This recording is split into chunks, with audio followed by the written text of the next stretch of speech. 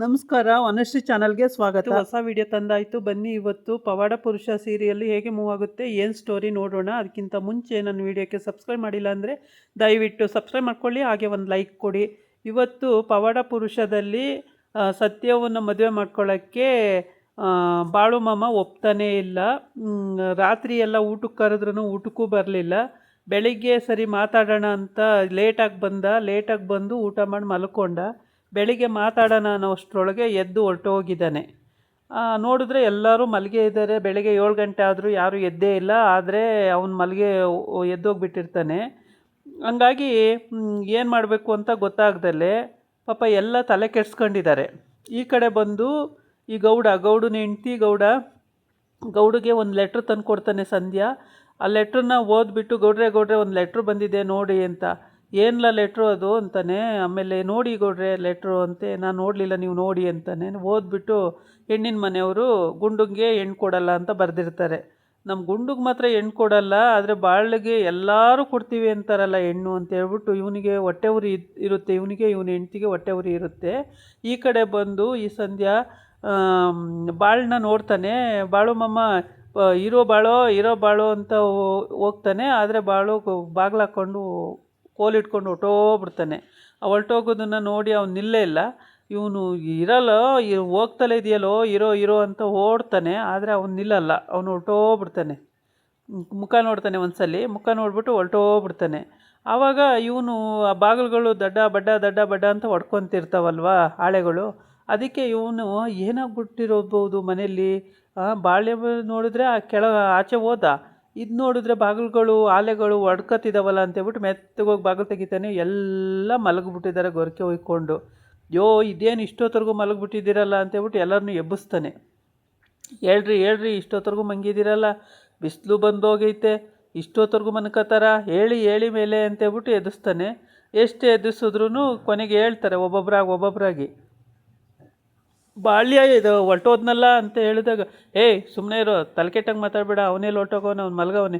ಇಲ್ಲ, ಅವ್ನು ಹೊರ್ಟೋದ. ಹೊರ್ಟೋದ್ಮೇಲೆ ಬಾಗಿಲು ಹಾಳೆಗಳು ಬಡ್ಕೊತಿದ್ದು, ನಾನು ಅದಕ್ಕೇ ದಡಬಡ ಅಂತಿದ್ದಾವಲ್ಲ ಬಾಗಿಲು ಹಾಳೆ ಅಂತ ಮೆತ್ತಗೆ ತಕ್ಕೊಂಡು ಬಂದೆ ಅಷ್ಟೇ ಅಂತಾನೆ. ಆವಾಗ ಹೌದಾ ಬಾಳೆ ಇಲ್ವಾ, ಓದ್ನಾ ಅಂತೇಳ್ಬಿಟ್ಟು ಸತ್ಯವ ಸುಂದ್ರ ಬರ್ರ ಇಲ್ಲಿ ಅಂತ ಇಲ್ಲಿ ಹೆಂಡ್ತಿರ್ನೆಲ್ಲ ಕರಿತಾನೆ. ಸೊಸೆ ಆಗಬೇಕಾಗಿರೋ ಹುಡುಗಿನೂ ಕರಿತಾನೆ, ಎಲ್ಲರನ್ನೂ ಕರಿತಾನೆ. ಎಲ್ಲರೂ ಬರ್ತಾರೆ, ಎಲ್ಲೂ ಇಲ್ಲ. ಸರಿ ಆಯ್ತಲ್ಲ, ಇದಾಗಲ್ಲ ಅಂದರೆ ಸತ್ಯವಂತ ಅಜ್ಜಿ ಮತ್ತು ಅಪ್ಪ ಇದಾಗಲ್ಲ, ಹೋಗ್ಬಿಟ್ಟು ಗೌಡ್ರ ಮನೆಗೆ ದೂರು ಕೊಡು, ಪಂಚಾಯತಿ ಇಡಲಿ, ಅಲ್ಲೇ ತೀರ್ಮಾನ ಆಗಲಿ. ಸತ್ಯವಾಗೂ ವಯಸ್ಸಾಯ್ತಾ ಬಂತು, ಇನ್ನೆಷ್ಟು ವರ್ಷ ಇಟ್ಕೊಳ್ಳೋಕೆ ನಮ್ಮ ಕೈಲಿ ಆಗಲ್ಲ. ಮಾತು ನಿಶ್ಚಯ ಆದಮೇಲೆ ಇಷ್ಟು ವರ್ಷಗಳು ನಾವು ಇಟ್ಕೊಳ್ಳೋದು ಮನೇಲಿರೋಕ್ಕಾಗಲ್ಲ. ಕರಿ ಇಲ್ಲಿ ಗೌಡ್ರ ಮನೆಗೆ ಹೋಗಿ ದೂರು ಕೊಟ್ಟು ಬರೋಕು ಅಂತ ಕಳಿಸ್ತಾಳೆ. ಆಮೇಲೆ ಬೇಡ ಅಂತೇಳಿ ಅಕ್ಕ ಹೇಳ್ತಾಳೆ. ಅಕ್ಕ ಹೇಳಿದ್ರೂ ಕೇಳಲ್ಲ, ಇಲ್ಲ ಅದಾಗಲ್ಲ ಅಂತೇಳ್ಬಿಟ್ಟು. ಆಮೇಲೆ ನೀವಾರು ಹೇಳಿ ಒಂದು ಮಾತು ಅಂತ ಗಂಡಗೆ ಹೇಳ್ತಾಳೆ. ನಾನು ಏನು ಹೇಳಲಿ, ಎಷ್ಟು ಸಲ ಹೇಳಲಿ ಅಂತ ಗಂಡ ಅಂತಾನ. ಅಲ್ಲೂ ಬೇಜಾರಾಗ್ಬಿಡುತ್ತೆ. ಆಮೇಲೆ ಇವನು ಹೋಗ್ತಾನೆ, ಸತ್ಯವನ ಅಪ್ಪ ಗೌಡ್ರ ಮನೆಗೆ ಹೋಗ್ತಾನೆ.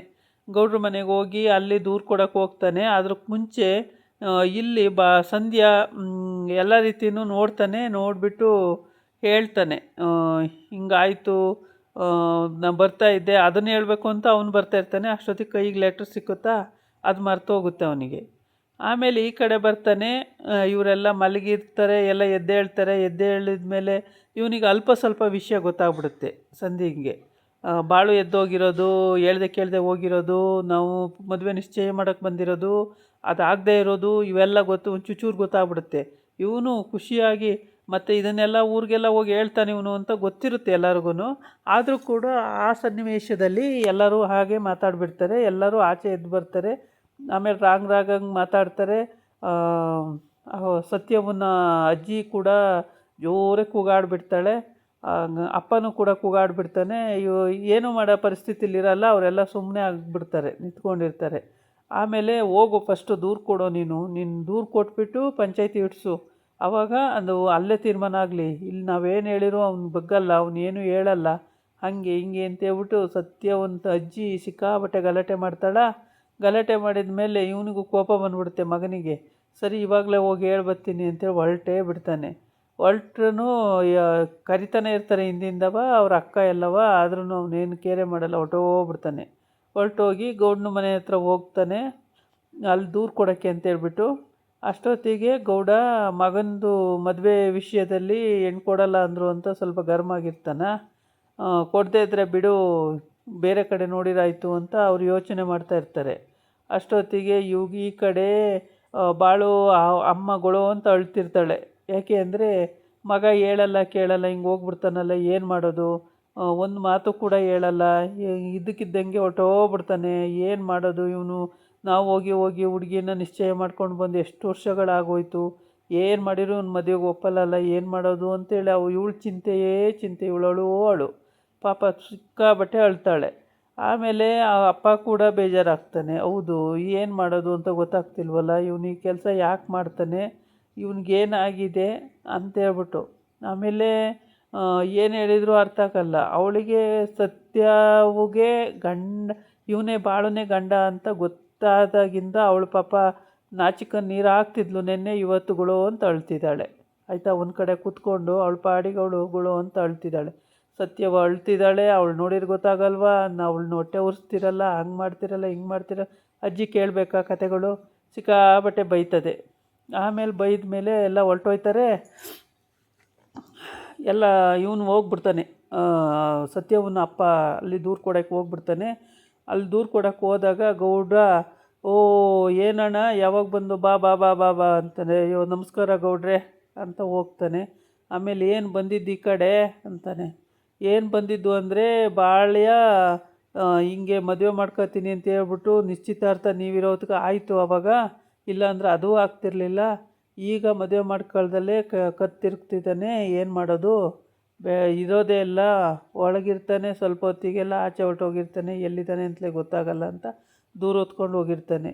ದೂರ ಹೊತ್ಕೊಂಡು ಹೋದಾಗ ಅಲ್ಲಿ ಏನು ಹೇಳಬೇಕು ಅಂತ ಅವನಿಗೂ ಗೊತ್ತಾಗದೆ ಗೌಡ, ಏನು ಹೇಳಲಪ್ಪ ನಾನು ಈ ಥರ ಸಿಚುವೇಶನ್ಗೆ, ಏನು ಹೇಳಲಿ ಅಂತ ಯೋಚನೆ ಮಾಡ್ತಿರ್ತಾನೆ. ಅದಕ್ಕೆ ಮುಂಚೆ ಬೇರೆ ಮಗನಿಗೆ ಮದುವೆ ಗೊತ್ತಾಗಿ ಅವರು ಕ್ಯಾನ್ಸಲ್ ಮಾಡಿಬಿಟ್ಟಿದ್ದಾರಾ, ಕೊಡಲ್ಲ ಹೆಣ್ಣು ಅಂತ ಹೇಳ್ಬಿಟ್ರೆ, ಅದು ಬೇರೆ ಉರಿ ಕಿತ್ಕೊಂಡಿದೆ ಗಂಡ ಹೆಂಡ್ತಿ ಇಬ್ರಿಗೂ. ಆ ಸಮಯಕ್ಕೆ ಕರೆಕ್ಟಾಗಿ ಇವನು ಬೇರೆ ಹೋಗಲ್ಲಿ ದೂರು ಕೊಡೋಕ್ಕೆ ಹೋಗಿದ್ದಾನೆ. ಕೇಳಬೇಕಾ, ಎರಡು ಸೇರಿಕೊಂಡು ಘರ್ಷಣೆ ನಡೀತಾ ಇದೆ. ಅಷ್ಟೊತ್ತಿಗೆ ಈ ಗುಂಡ ಹೇಳ್ತಾನೆ, ಮತ್ತು ಮುಂದಕ್ಕೆ ಏನು ಕೆಲಸ ಮಾಡಿರ್ತೀಯ, ಅವ್ರು ಒಪ್ಪಲ್ಲ ಅಂದರೆ ಏನು ಮಾಡೋದು, ಮತ್ತಿನ್ನೆಲ್ಲಿ ಸಿಗ್ತಾಳೆ ಹುಡುಗಿ ಅಂತ ಹಿಂಗೆ ಕೇಳ್ತಿರ್ತಾನೆ. ಸುಮ್ಮನೆ ತಿನ್ನೋಗೋ ನೀನು ಅಂತ ಬೈತಾನೆ. ತಿನ್ನೋಗೋ ನೀನು, ನಿನ್ನ ಪಾಡಿಗಿರೋ, ನೀನು ಸುಮ್ಮನೆ ಏನೋ ಮಾಡ್ತೀನಿ ಒಂದು ಅಂತ. ಆಮೇಲೆ ಏನು ಮಾಡ್ತೀರಾ ಅಂತೇನೆ ಹಂಗೆ ಅಂದ್ಕೊಂಡೆ ತಿರುಗಾಡ್ತಾ ಇರ್ತಾರೆ ಆ ಕಡೆ ಈ ಕಡೆ. ಆಮೇಲೆ ಅವನಿಗೂ ಬೇಜಾರಾಗಿರುತ್ತೆ. ಈ ಕಡೆ ಬಂದು ಇವನು ದೂರ ಹೇಳಕ್ಕೆ ಬರ್ತಾನೆ, ಸತ್ಯವನ್ನ ಅಪ್ಪ ದೂರ ಹೇಳ್ತಾನೆ. ದೂರ ಹೇಳಿದಾಗ ಗೌಡ ಅಂತಾನೆ, ಸರಿ ಇನ್ನೇನು ಮಾಡೋಕ್ಕೂ ಆಗಲ್ಲ, ಮದುವೆ ಮಾಡಿಬಿಡಿ ಹೆಂಗಾದರೂ ಮಾಡಿ ಅಂತ. ಇಲ್ಲ ಅದಾಗಲ್ಲ ಗೌಡ್ರೆ, ನೀವೇ ನಿತ್ತು ಮದುವೆ ಮಾಡಿಸ್ಬೇಕು, ಅವತ್ತು ನಿಶ್ಚಿತಾರ್ಥ ನೀವೇ ನಿತ್ತು ಮಾಡಿಸಿದ್ರಿ, ಭಾಳ ಕದ್ದು ಹೋಗ್ತಾನೆ, ಅವನು ಒಪ್ಪೋದೇ ಇಲ್ಲ ಮದುವೆಗೆ, ಯಾವಾಗ ಬರ್ತಾನೆ ಯಾವಾಗ ಹೋಗ್ತಾನೆ ಅಂತಲೇ ಗೊತ್ತಾಗಲ್ಲ, ಎಲ್ಲ ಬೆಳಿಗ್ಗೆ ಮಾತಾಡೋನಷ್ಟಕ್ಕೆ ಹೊರಟೋಗಿದ್ದಾನೆ, ಏನು ಮಾಡೋದು ಅಂತೇಳಿ ಹಿಂಗಂತ ಹೇಳ್ತಾನೆ. ಅದಕ್ಕೆ ಈಗ ಏನಪ್ಪ ಮಾಡಲಿ ನಾನು, ನನ್ನ ಕೈಲೇನಾಗುತ್ತೆ ಅಂತಾನೆ. ಎಲ್ಲ ಆಗುತ್ತೆ ಬುದ್ಧಿ, ನೀವು ಒಂದು ಸ್ವಲ್ಪ ಜೋರು ಮಾಡಿ ಇದು ಮಾಡಿದ್ರೆ ಎದುರ್ತಾನೆ ಅನಿಸುತ್ತೆ ಹಂಗೆ ಹೇಳ್ತಾನೆ. ಆದರೆ ಗೌಡ ನೋಡೋಣ ಇರ್ರಿ, ಮಾಡೋಣಂತೆ, ಏನೋ ಒಂದು ಮಾಡೋಣಂತೆ, ಇರ್ರಿ ಅಂತಾನೆ. ಆಮೇಲೆ ಅವ್ರ ಹೆಂಡ್ತಿನೂ ಇರು ಏನೋ ಒಂದು ಮಾಡೋಣಂತೆ, ನಮ್ಮವ್ರಿಗೂ ದೂರ ಬಂದಿದೆ ಅಂದರೆ ಏನೋ ಒಂದು ಮಾಡೋಣಂತೆ ಇರು ಅಂತ ಹೇಳ್ತಾವೆ. ಆಮೇಲೆ ಅದೆಲ್ಲ ಪ್ರಯತ್ನಪಟ್ಟು ಸರಿ ಪಂಚಾಯಿತಿನೇ ಕರಿಬೇಕು, ಇಲ್ಲೆಲ್ಲೂ ನಿಶ್ಚಯ ಮಾಡೋಕ್ಕಾಗಲ್ಲ, ಇಲ್ಲೆಲ್ಲೂ ಪಂಚಾಯಿತಿ ಮಾಡೋಕ್ಕಾಗಲ್ಲ, ಪಂಚಾಯಿತಿ ಕಟ್ಟೆಗೇ ಬರಬೇಕು, ಪಂಚಾಯಿತಿನೇ ಕರಿಬೇಕು ಅಂತ ಹೇಳ್ತಾನೆ. ಅದಕ್ಕೂ ಒಪ್ಕೋತಾನೆ ಸತ್ಯವನ ಅಪ್ಪ. ಆಯಿತು ಹಂಗೆ ಮಾಡೋಣ ಬುದ್ಧಿ, ಅವನು ಎಷ್ಟು ಹೇಳಿದ್ರು ಕೇಳ್ತಾ ಇಲ್ಲ, ಇನ್ನೇನು ಮಾಡೋಕ್ಕಾಗಲ್ಲ ಗೌಡ್ರೆ, ಹಂಗೆ ಮಾಡೋಣ ಅಂತೇಳಿ. ನಾವೇನೋ ಒಳ್ಳೇದಾಗಲಿ ಅಂತ ಮಾಡ್ತೀವಿ, ಏನಾಗುತ್ತೋ ನೋಡೋಣಂತೆ ಅಂತ ಹೆಂಡ್ತಿ ಹೇಳ್ತಾಳೆ. ಇರಲಿ ಬಿಡೆ, ನಮ್ಮದು ಒಂದು ಅಲ್ಪ ಸೇವೆ ಅಂದ್ಕೊಳ್ಳೋಣ, ಆಯಿತು ಪಂಚಾಯಿತಿನೇ ಕರೆಯೋಣಂತೆ ಅಂತ ಹೇಳ್ತಾನೆ ಅವನು.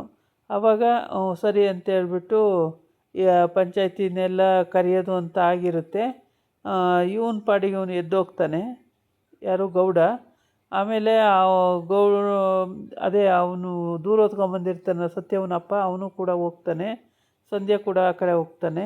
ಆಮೇಲೆ ಇನ್ನು ಇದೆಲ್ಲ ಆದಮೇಲೆ ಗುಂಡ ಹೇಳ್ತಾನೆ, ಬಾಳಿಗೆ ಮದುವೆ ಮಾಡ್ತೀರಾ, ನಂಗೆ ಮದುವೆ ಮಾಡೋಕ್ಕಲ್ವ, ನನಗೂ ಹುಡುಕಿ ಹೆಣ್ಣು ಅಂತಾನೆ.